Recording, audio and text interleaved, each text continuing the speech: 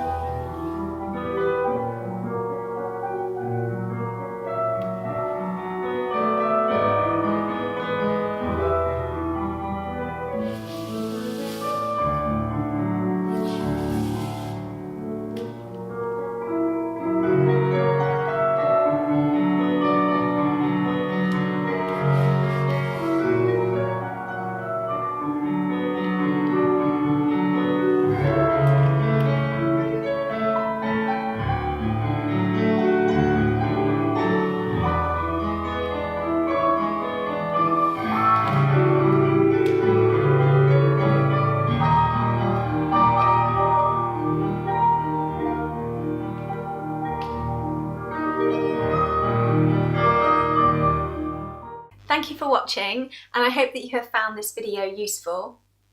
If you haven't already subscribed to my channel, then you can subscribe by clicking the icon below. The full-length videos can be found at my website, tipsonballettechnique.com.